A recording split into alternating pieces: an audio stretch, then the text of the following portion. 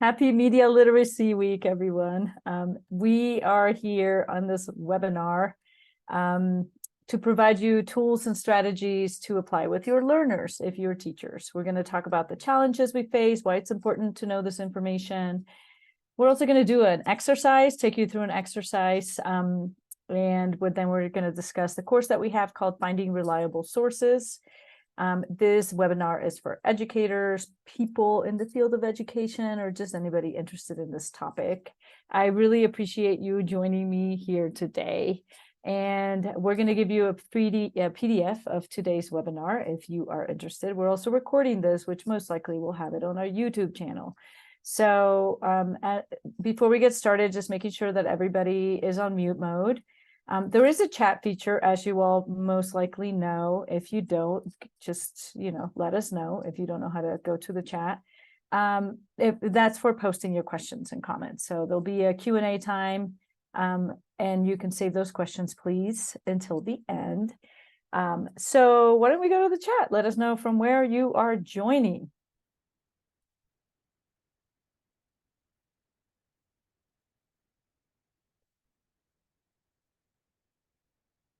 I'm joining from Taos, New Mexico. Pennsylvania, woohoo!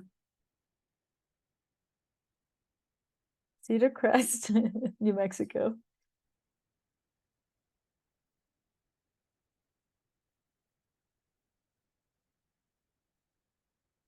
New York. I'm glad that we have a good representation of the US at this moment. I know Moses is chiming in from Albuquerque, and let's see who else joins us, and we'll keep moving. For those of you that don't know, Media Savvy Citizens is a New Mexico-based entity. We empower educators with the support and skills they need to confidently teach an ever-evolving digital landscape so that students are equipped with the knowledge and competencies required to succeed. So we focus on enhancing media literacy and media fluency initiatives. We transform learning through workshops, institute courses, full year PD for teachers. Our research and our work is focused in New Mexico, but we can work outside of the state. We have been supporting educators to embed comprehensive media literacy in classrooms. That our report from our last pilot that we did is all over our socials. I think on my LinkedIn page, there should be like posted all the clip, pinned at the top. So my name is Pamela Pereira, founder of Media Savvy Citizens. I'm also the CEO. Over the past 20 years, I've worked with at least 15,000 students and teachers across New Mexico with media literacy initiatives and various learning institutions. My background is in communications and design and production and in media studies and, of course, media literacy. Plus, I work in schools, and all of that informs the direction and focus of building this organization, this company, and building media fluency like a language, and the new skills that we all need to have for all learners. So joining us today is Ann Strader, an MNC instructor and media literacy learning designer. She has experience in teaching students and teachers. And so Ann, please introduce yourself. Oh, you're mute.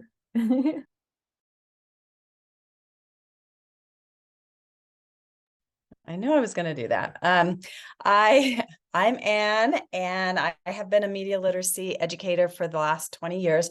I left the classroom in 2022, but I have been able to work with Pamela and Media Savvy Citizens for the last year or so, and helping teachers to integrate media literacy into their classrooms. So that's been a really great next step for me.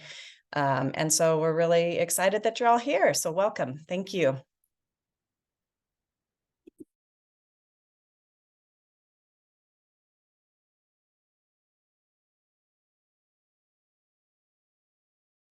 You're muted. You're muted now. Okay.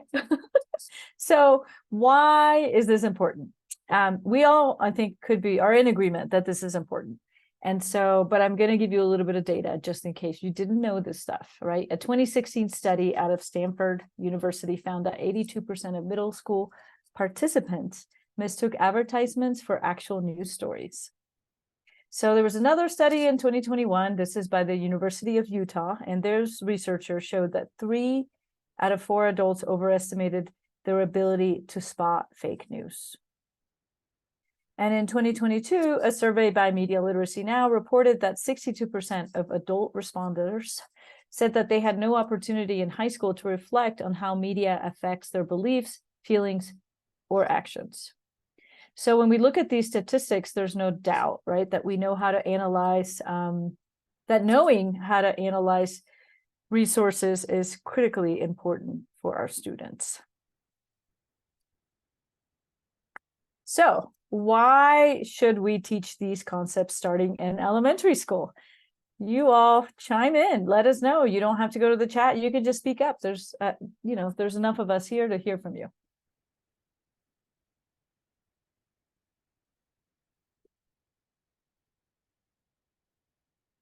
You're welcome to go to the chat if you want, and let us know why you think teaching the concepts of like credibility, finding reliable information, knowing how to judge is important. Do I need to unmute people, or because Moses, you go right ahead. I see that you've raised your hand. Thank you. So I'm a middle school teacher. I teach 7th grade. I've definitely had the experiences with students bring information to the class, thinking that 1, that it's valid, and 2, that it's like popular opinion based on poor evaluation skills, because often my students think that the number of followers on YouTube or social media equates to validity. And that's a huge problem. So teaching those evaluative skills are just imperative now. And it's not a new thing. Like, we should be teaching this at every grade level, but that's something that I'm most concerned in and really want to try to bring focus to, so that my students are better off in the future. Thank you, Moses. Anybody else can go, or you're welcome to answer some of these other questions, like what kinds of things do students have to research, or what are day-to-day tasks that happen in this sphere in the classroom. Now, all of you may not be classroom teachers, so maybe that's also happening. If you don't feel comfortable answering, we can just move on. It's up to you. Rosemary? Well, I can speak as a parent, raising 4 now beautiful adult children, having grandchildren for us. But they really struggled through adolescence, because we were one of the early adopters of technology, thinking that, oh, we're going to give them a leg up. And we had other step parents involved, so we wanted to be able to communicate with our children. So we thought it was empowering to give them a cell phone at the ages of 10, 11, 12, 13, whatever they were at the time. But it really affected their mental health. And we actually, our oldest son was in and out of, a lot of you have heard my story already, but in and out of mental health facilities from the age of probably 17 through 19, as a survivor of suicide attempts. And he's doing really well. And if I can share one thing with this group, it's what his psychologist, finally, we found a mental health practitioner who was recognizing the correlation. This was, a decade ago. So now they're all coming out of the woodwork saying how addictive this device is. But at that time, they weren't. And he said, yes, it is. And this is temporary. This is temporary with a little cognitive behavior therapy. He might need a little medicine, this one, to get him through. But once we do get him through, this is temporary. So that's such an important message, that with the right tools, and I look at media literacy like cognitive behavior therapy, because it'll get us through and it'll teach us how to deal with this new reality. Thank you so much. And thanks for sharing that story. I actually never heard that. I didn't know that. But these situations are real, and they could get really real, for a lot of students, right? So Sometimes it's, it can be life or death, right? So that's the most extreme level, right? But just being able to know how to review information in a way that we can be better citizens of society and make the right decisions for ourselves and for our kids as parents, and and to teach students how to do these things. We don't realize how the extremity, or what the extremity could be, right?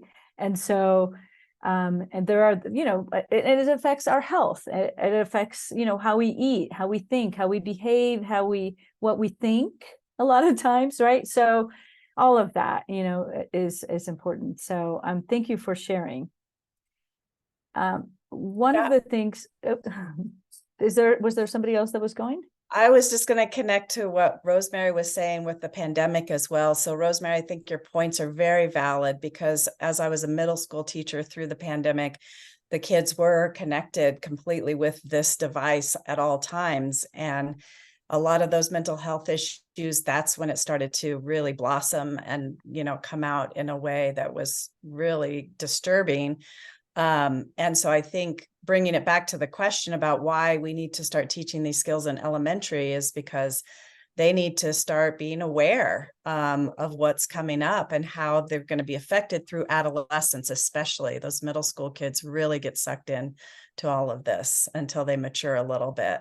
Thank you, agree. You don't want to teach math in 8th grade, right? They have to learn addition, Building blocks, subtraction, multiplication. It's building blocks, and it's the same thing with media literacy. They learn the basics, and we even have a music video that I'd love to share with you all.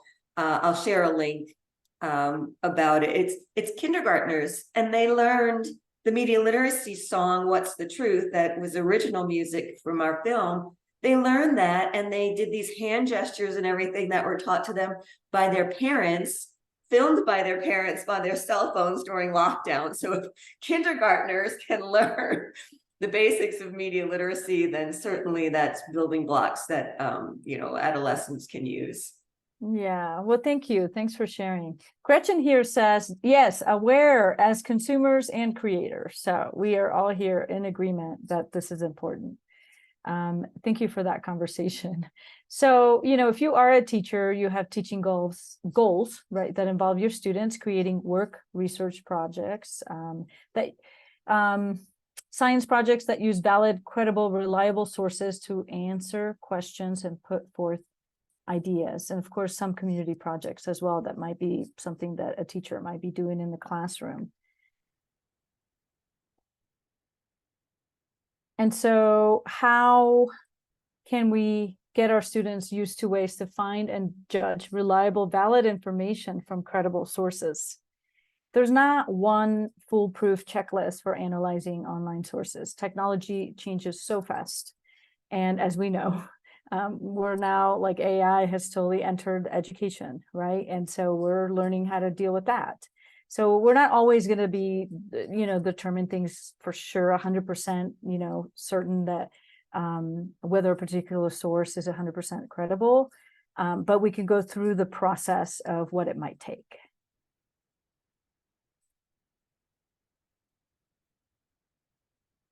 Okay, so the key then is building habits. If we get used to taking certain steps when online, we'll be able to identify the red flags that can point to whether a source is likely not credible or if information might not be valid. And that can take us a long, long way. Anne, do you want to chime in over here?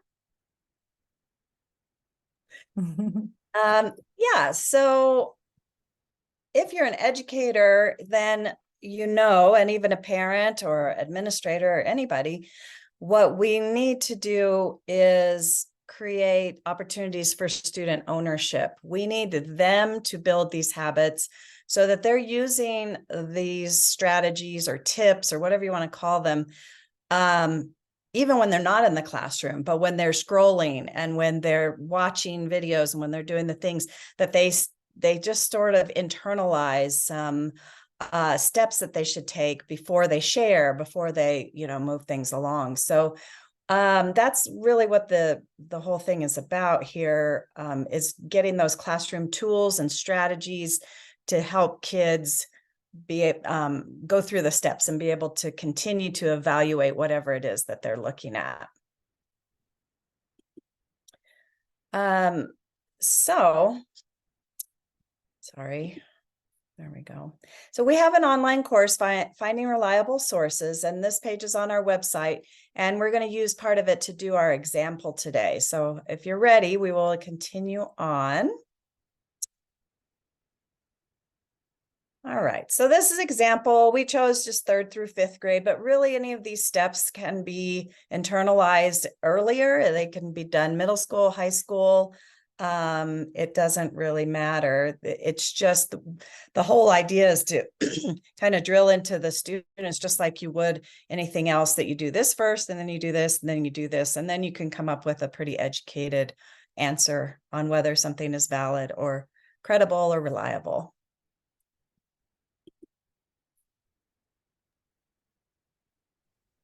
Right, and so the example we're using is for a classroom. Right, sorry, I skipped over that. So let's say you have a calendula plant research project, and you want your students to do a presentation along with a poster with pictures and some findings, and they're supposed to answer a couple of important questions, key questions. And so this is going to be our little example throughout with the calendula plant. So one of the first things that you need to do in the classroom or with your children is helping them to discern fact from opinion. This can be very hard because many blog posts, for example, can look like real on live websites with real information. So it's important for them to want, and this is really great for elementary kids, to learn what is a fact versus what is an opinion, because it's very hard for them to discern, especially at the younger age. A fact is a verifiable, credible source, such as with subject matter experts. And so the question is, well, how do we do that? How do we find a subject matter experts to get our little research information for our presentation and our project? So the question we would have the students ask is, what are we looking for? And we can explore different ways where we can understand. We're looking for expertise. That's what we need students to be able to know, that if somebody just has a hobby or if somebody's an expert in something, and how does it look if they're an expert? And so if you look at the little pictures here at the bottom, you have which of these people might be most credible. You have, on your far right, as you're looking, you have a little botanist, right? In the middle, you have a blog post person, and then you have a YouTube video. So which would you choose? I mean, for us, it might be obvious as adults, but for kids, it may be less obvious. They may see a blog post and think, oh, yeah, this person knows what they're talking about. And they're going to use that for their research. So we would need to dig deeper into that blog poster and find out, are they a botanist, maybe by trade or whatever? But they need to have subject matter expertise, which would be a question or a strategy that students would need to do every single time. And, it's important to be what kind of expert they are, because if they're a physician, are they an expert in calendula? We don't know. Are they, so different types of experts. And this is a hard concept. It's really hard because students don't necessarily want to take the time to do the digging, but we have to help them along with those strategies.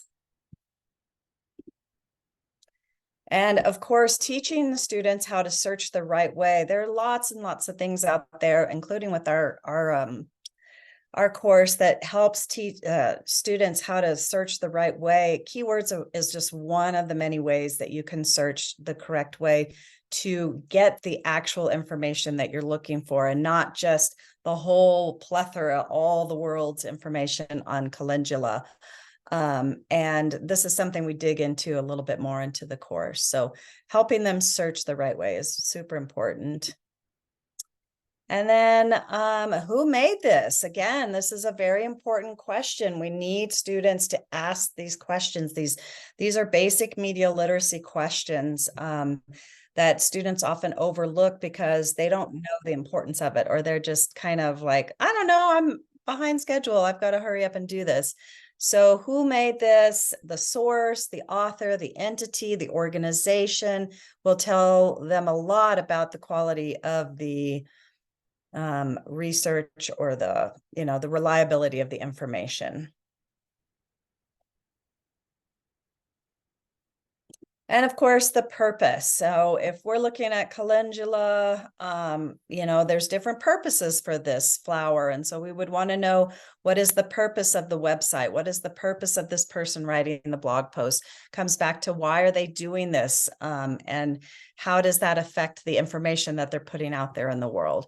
So again, another important question: what is this for? Why are they doing this? Are they educating us, or is it a university website, or is it a well-received paper, something like that? Then you're going to get better information. And then finally, spotting the bias is very important to do at any age, and it's hard to do.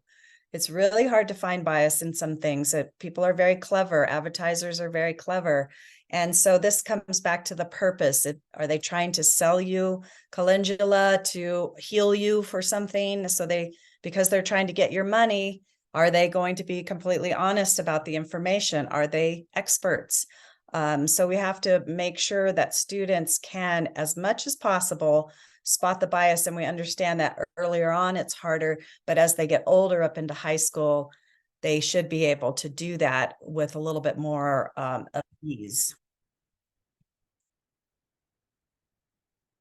Okay.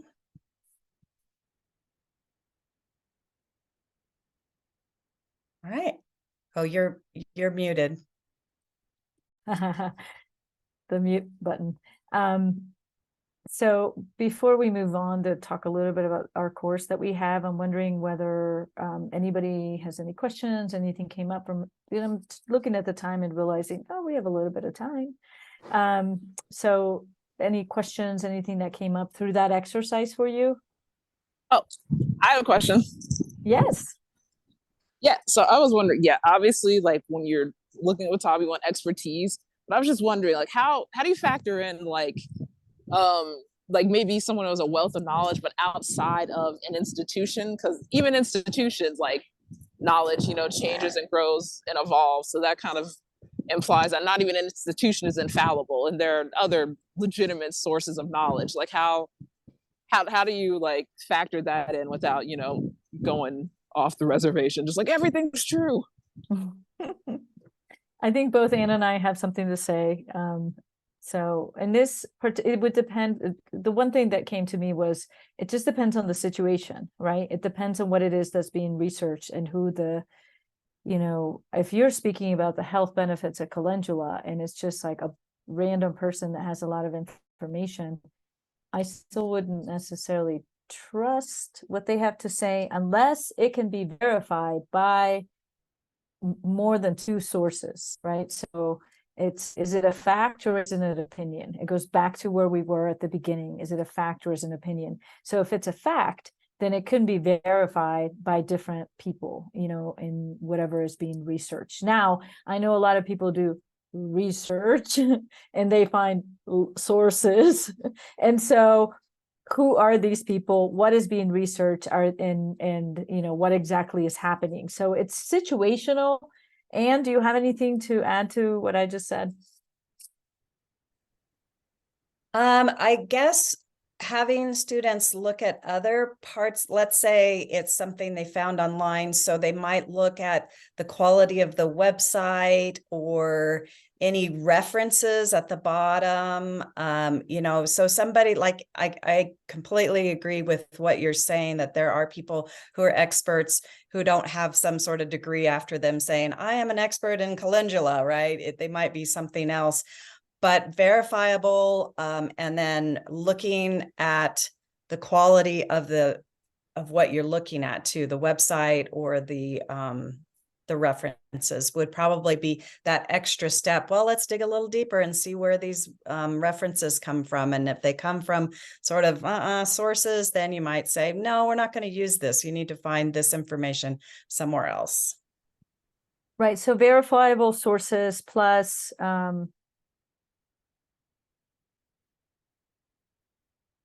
verifiable by some kind of subject matter expertise, right? So that's like, it has to be verified, right? So if we're talking financial stuff, then it still needs to be verified by some financial entity, right? That has it. Otherwise, it's just a bunch of people speaking about a bunch of things that they heard. So then it's hearsay, right? Because then it's like, oh, I heard that somewhere. Now I'm going to put it in my blog post and or read a ton about from which sources. So some people can be well read from which sources. It goes back to the source again, right? So, and so that's, verifiable. And, there's something else. There's another word that escapes me, but maybe it'll come back to me later. Okay. Are we good? Yeah, totally. Super helpful. The word evidence, right? That's the word. Yeah. So sources plus evidence equals reliability and credibility, right? So that's the formula. Got it. Sources plus evidence. That makes sense. Yeah. Sources plus evidence. It's like a mathematical formula, right? Okay. So. Well, Gretchen in the chat is making some good points as well, that when you're talking about teen creators and the quality is difficult to teach and easy to fake, and references can be faked. And yes, with AI and using ChatGPT and all these other ones too, it's a whole world out there, which is why we just suggest that you instill these behaviors with the students and these strategies, and that they do the best that they can with the information that they can find, right? And that we bring them back as much as possible to, is this verifiable? Is this a quality, website? Because it gets tricky. It's almost impossible in some ways to find something to make sure it's 100%. It really is. Mm-hmm. But I love that you brought up all those points. Yeah, and they're valid points, right? They're very valid. These are the real scenarios. And so it depends on what you're researching, right? So if you're researching the health benefits of anything, if you're talking about nutrition, if you're talking, then it should come from a nutritionist, right? There should be verified by somebody and then even then you're like, well, where's the bias here? What kind of rhetoric? Then you dig deeper and deeper and deeper, right? As a media literacy, as people become more and more literate, then you're asking more questions like, where's the bias from, and from this point of view and from this point of view, and where's their stance? Are they way left leaning, way right leaning? Can I identify that? What kind of rhetoric are they using? What kind of words? Is it loaded language? We go through that in another course, and we can talk about that a little bit later. Yeah. But if you do want to go further, you can take this course. It's the Finding Reliable Sources course. It's like really designed as it's a short course. It's a micro course, right? It's a habit building challenge meant to start building the students' credibility detecting muscles. So each topic presents information and different media examples. And then plus there are simple exercises that you can try with your students. The practice is so important. Practice, right? Practice ways of thinking about the quality of information they encounter online. So all of these exercises can be done in a small amount of time. They're designed to be able to fit into your existing routine or complement other in-class projects. So this course was specific for teachers. The course also has a section with resources on all of these topics, such as let's see, fact-checking resources or finding bias. There's 2 sections here on bias. And within each section, there's like links to all kinds of information to go further, right? For you to go further. And, even here, there's some lesson plans for teaching credibility, validity, and reliability. In addition to going through the process of digging deeper into these concepts that we talked about. What is this for? Who made this? Asking those questions.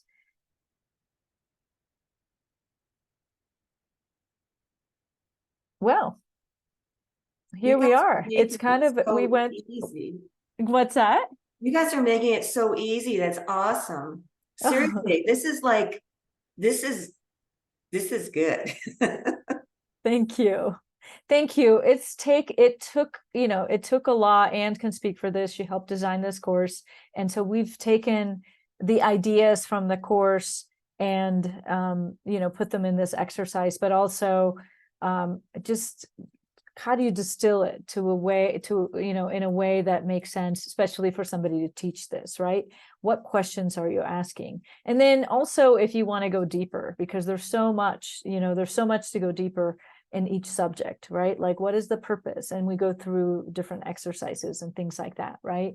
So if you do need a certificate of attendance or copies of the PDF, go to our website contact page, and you can request a copy. At the end of this webinar, we have a survey that I can post into the chat for you all to do. If you are interested in learning more about your own, at your own pace, these are on-demand courses.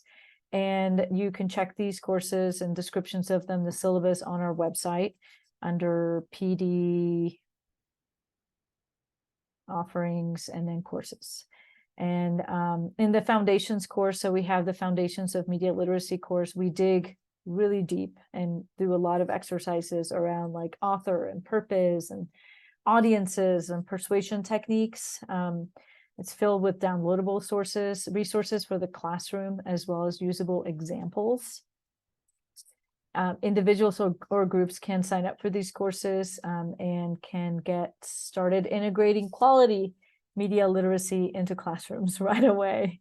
And I say quality, it's comprehensive. Media literacy is what we're doing, and we try to cover a lot of different topics and making it easy for people, making it easy for teachers to understand, how do I use this information in my classroom right away? So wondering if you have any questions or any other comments or, about these courses or about media literacy or about what we presented to you today.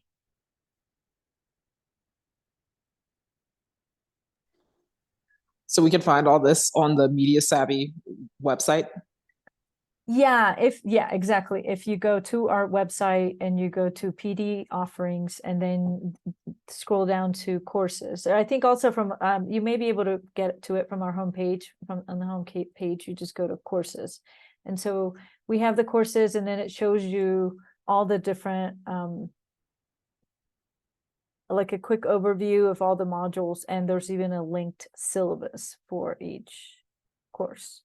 So I think right now we're just running 3 courses at the moment. We have more courses than that, but we're just running 3 courses for the moment. And it feels a little bit more comprehensive, right? Which is the Finding Reliable Sources course, the Foundations of Media Literacy course, and the Making Media in the Classroom course. So these are all courses for teachers to be able to take this information and begin applying it in your classroom.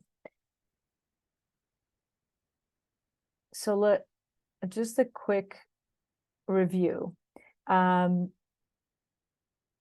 So we talked about, what are we looking for, right? That was the first question.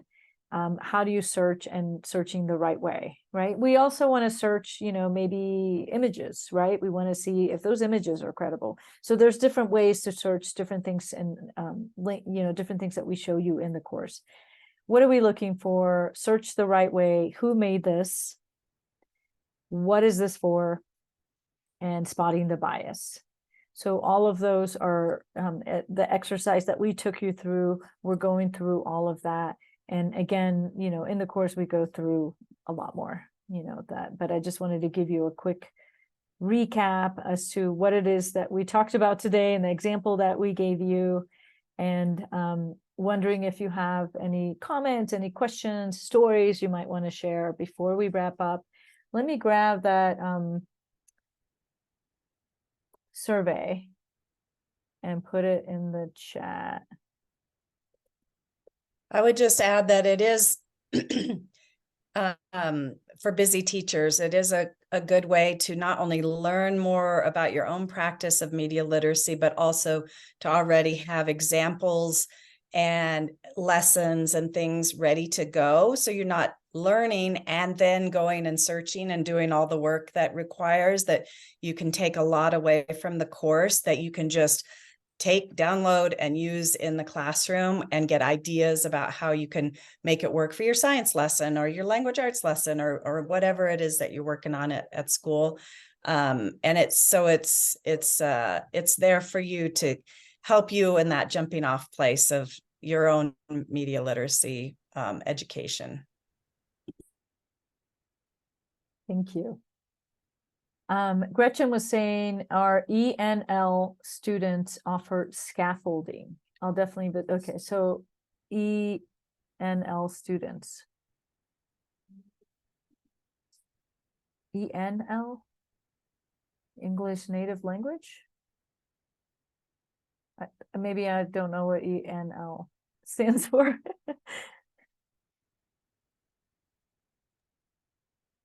Gretchen, can you, as our ENL, ELL student, I mean, we might have different acronyms being in different states for language learner students. Yeah, here we call them English, ELL, English language learners. I think you are in New York, so I don't know what ENL stands for. Yeah, I assume that's probably what it is. It's it's gone through so many permutations. It's English as a new language. So it was ESL, then it was ELL, now it's ENL, but for adults, it's still ESL.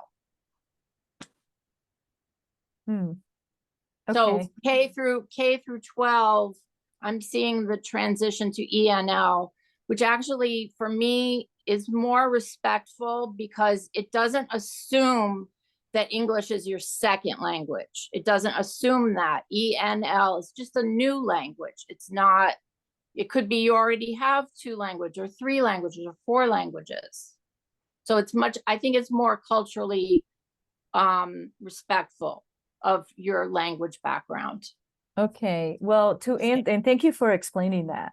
Yeah. And I agree with that. Being a person who English was a new language for me, you know, and understanding that like media is such an easy way to engage students. It's like a neutral place, you know, and the language of media literacy is also its own language, I think, right? And so that's one of the reasons why we're teaching these courses. But you're asking about scaffolding. And so what we do is provide a lot of exercises and examples for you to go through it as well.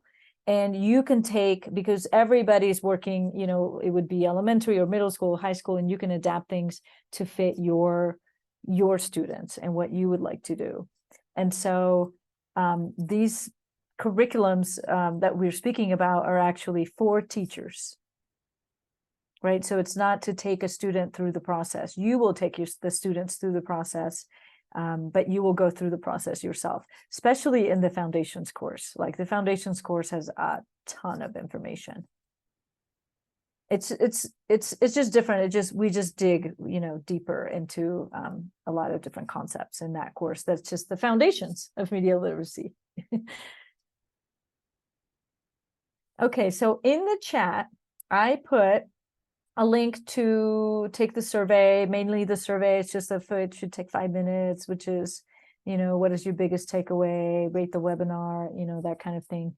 And you're welcome to go ahead and do it. So thank you all for joining us today. We would love for you to stay in touch via our website, our social media channels. You can please subscribe to our YouTube channel. We would appreciate that. We have different playlists on our YouTube channel, and you can find the link to it again by going to our website, and then there's the little icon. So you could just at the bottom, you could click on the YouTube icon and it will take you to our channel where you can subscribe and then, go look at some of the information we have, different webinars that we've had there in the past, where when we do a free webinar, we put it up on the website. Are there any other questions, any comments that you would like to talk about before we wrap up, before we close the webinar? I really appreciate your time in joining us today, and I'll leave it open for conversation.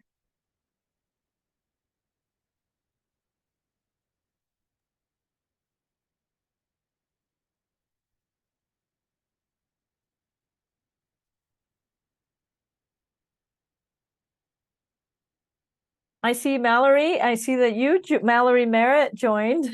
Do you have any additional things that you want to talk about as a teacher?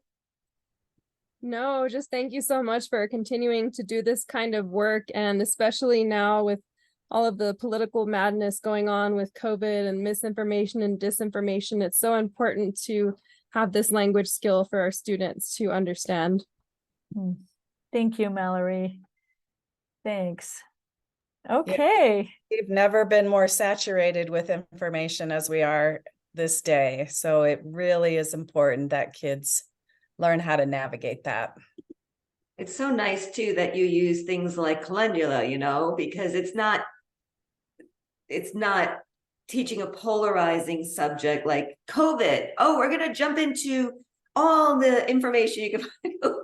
It would be like their brains would be exploding and their parents would be calling you. But this is not polarizing. This is like, oh yeah, we need to check the facts. And if we could check them on something easy, we can check them on something that's more complicated. Mm-hmm. Same process. Same process, exactly. We're just taking you to the process. So we are an apolitical organization. We really try to stay neutral as far as, how our job is to equip students and teachers in a neutral way. We're not telling you what to think. We're just taking you through the process to be able to understand how to get to where we need to get to in order to go through a process of asking questions and knowing which questions to ask, depending on what we're doing. In this situation, we're looking at credibility and reliability and, how do we find, validity in sources and information, right? And so we will take you through that process and give you the questions for that, to get to that point, to get to that. And so that's really what we aim to do, and taking the politics out of things, because that's not the aim. The aim is to learn and not to, have a heated discussion, right? The aim is to be critical thinkers, right? Yes. To be able to navigate information critically. Yeah, I mean, people have their points of view, they have their bias, and and we're looking at all of those. We're looking at how do we look at information, how do we look at bias, how do we look at point of view. Actually, we do a whole thing on point of view in the foundations course as well. So great. Anybody, anything else, or should we just? I think we're ready to wrap up. Perfect. Well, thank you again for joining us, and have a lovely evening. Thank you.